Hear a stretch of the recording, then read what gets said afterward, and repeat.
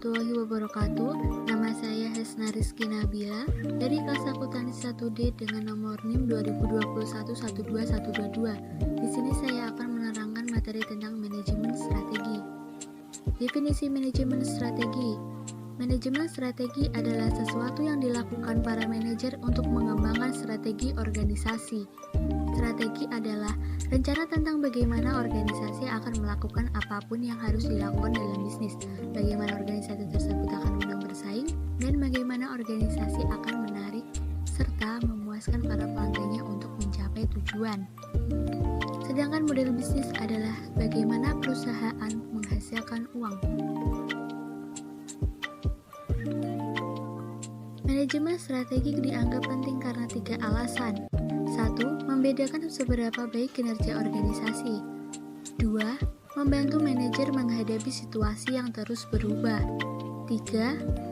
Manajemen strategi membentuk, mengkoordinasikan, dan memfokuskan upaya karyawan pada apa yang penting. Proses manajemen strategi. 1. Mengidentifikasi misi, tujuan, dan strategi saat ini. 2. Pelaksanaan analisis eksternal. 3. Pelaksanaan analisis internal. 4. Pemformulasian strategi. 5. Mengimplementasikan strategi. 6. Pengevaluasian strategi. Langkah 2 dan 3 secara kolektif dikenal sebagai analisis SWOT. Analisis SWOT. 1. Strike. Semua aktivitas yang dilakukan dengan baik oleh organisasi atau sumber daya unik yang dimilikinya. 2. Weakness. Aktivitas yang tidak dapat berjalan dengan baik oleh organisasi atau sumber daya yang diperlukan tetapi tidak dimiliki. 3. Opportunities. Tren positif di lingkungan eksternal. 4. Threat. Tren negatif. Macam-macam strategi. 1. Strategi korporat. 2. Strategi kompetitif. Strategi korporat. Dengan strategi pertumbuhan, organisasi memperluas jumlah pasar yang dilayani atau produk yang ditawarkan, baik melalui bisnis yang sudah ada saat ini atau bisnis baru. Jenis strategi pertumbuhan meliputi konsentrasi, integrasi vertikal atau backward dan forward, integrasi horizontal, dan diversifikasi atau yang berhubungan dan tidak berhubungan. Dengan strategi stabilitas, organisasi tidak melakukan perubahan yang signifikan dalam apa yang dilakukannya. Kedua, strategi pembaharuan, pengurangan biaya, dan pemutarbalikan memperlihatkan kelemahan organisasi yang menyebabkan penurunan kinerja.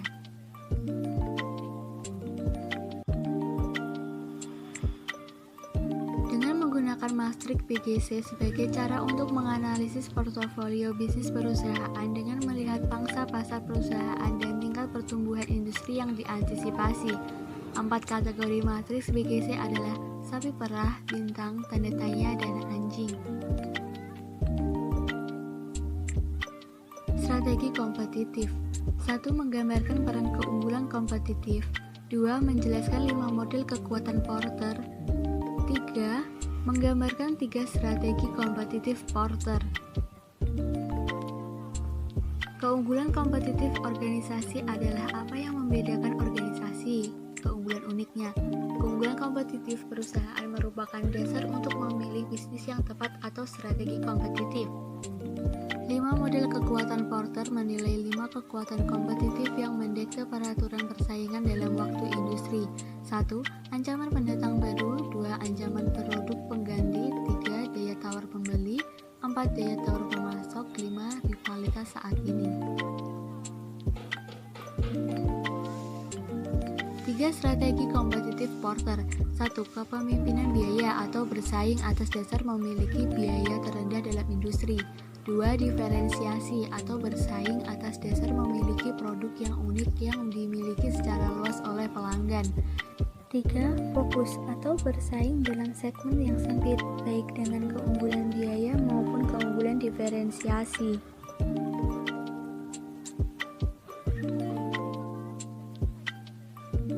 Masalah manajemen strategi saat ini. Fleksibilitas strategik atau kapabilitas untuk menyadari perubahan lingkungan eksternal yang utama, berkomitmen pada sumber daya secara cepat, dan menyadari ketika keputusan strategik itu tidak berhasil, merupakan hal yang penting karena manajer sering menghadapi lingkungan yang sangat tidak pasti.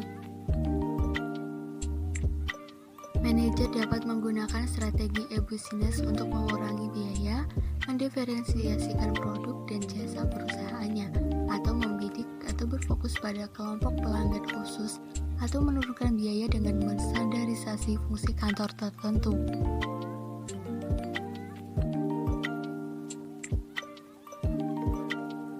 Strategi e-business yang penting lainnya adalah strategi click and brick yang menggabungkan lokasi online dan toko tradisional. Manajer strategi dapat mengambil strategi yang lebih berorientasi pada pelanggan, termasuk memberikan apa yang mereka inginkan, berkomunikasi secara efektif pada pelanggan, dan menerapkan budaya yang menekankan layanan pelanggan.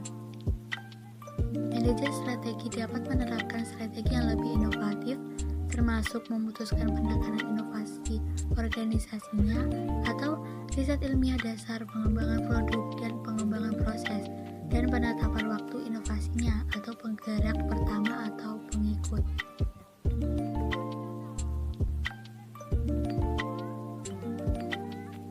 Isu-isu manajemen. 1. Keunggulannya yaitu manajer mampu menganalisis kekuatan, kelemahan, peluang, dan ancaman dari sebuah organisasi tersebut, dan manajer telah siap untuk memformulasikan strategi yang tepat, yaitu strategi pengalihan kekuatan organisasi dan peluang eksternal. Perusahaan berukuran besar cocok menggunakan strategi kompetitif karena memberi keunggulan kompetitif pada perusahaan dan mempunyai banyak alternatif ketika mengambil keputusan strategis. Perusahaan berukuran kecil cocok menggunakan strategi korporasi dengan keunggulan dapat mengspesifikasikan bisnis apa yang digeluti dan apa yang dilakukan perusahaan. Perusahaan nirlaba cocok untuk menggunakan strategi pertumbuhan, mempunyai keunggulan yaitu digunakan sebuah organisasi yang ingin mengembangkan jumlah pasar yang dilayani atau produk yang ditawarkan. Perusahaan global cocok menggunakan strategi inovasi karena mempunyai keunggulan yaitu mencerminkan filosofi inovasi organisasi dan pengendalian terhadap sumber daya yang langka dan membuat pesaing tidak dapat mengaksesnya. 2. Setuju. Bagi organisasi nirlaba melaksanakan apa itu konsep keunggulan kompetitif sama kepentingnya dengan organisasi yang bertujuan mencari laba, karena dengan konsep keunggulan kompetitif organisasi nirlaba akan dapat menunjukkan lebih baik dari organisasi nirlaba lain. Sebagai contoh, sebuah lembaga pendidikan yang melakukan perbaikan untuk pengajaran dan meningkatkan sarana agar dapat menghasilkan lulusan murid dengan nilai dan karakter yang bagus, sehingga dapat meningkatkan kualitas dari lembaga pendidikan itu sendiri. Karena dengan berhasilnya usaha tersebut akan menjadi daya tarik bagi donatur-donatur untuk memberikan sedikit cucuran dana, dan dari dana tersebut dapat digunakan untuk biaya operasional atau merenovasi fasilitas lain agar lebih baik lagi. 3. Perkembangan etika dalam analisis atas lingkungan internal dan eksternal organisasi harus dimasukkan, karena etika dalam organisasi memunculkan hubungan antara organisasi dengan pihak eksternal dan internal. Hubungan organisasi dengan karyawannya adalah untuk menghasilkan standar perilaku tertentu yang dianggap etis. 4. Internet dapat membantu manajer dengan cara menjual barang-barang secara online. Misalnya, Dell melopori model bisnis yang baru untuk menjual komposisi secara langsung kepada konsumen melalui internet. Jadi, Dell bisa menghasilkan uang dengan cara tersebut. Ketika manajer berpikir mengenai strategi, mereka harus berpikir mengenai viabilitas ekonomis dari model bisnis perusahaannya. 5. Misi PepsiCo adalah menjadi perusahaan produk konsumen terkemuka di dunia yang berfokus pada makanan dan minuman siap saji. PepsiCo mengejar misinya dengan strategi korporasi yang menempatkan pada bisnis yang berbeda. Misi Facebook adalah utilitas sosial yang menghubungkan Anda dengan orang lain. Misi National Heart Foundation of Australia adalah mengurangi penderita dan kematian akibat penyakit jantung, stroke, dan pembuluh darah di Australia. Misi Nutrisi Food adalah berusaha untuk menjadi pioner dan memimpin dalam member solusi kepada pelanggannya untuk meraih kehidupan yang lebih sehat, lebih nikmat, dan penuh arti, baik untuk saat ini maupun di masa mendatang. Misi Coca-Cola adalah memberi kesegaran kepada pelanggan dan konsumen dengan rasa bangga dan semangat sepanjang hari, setiap hari.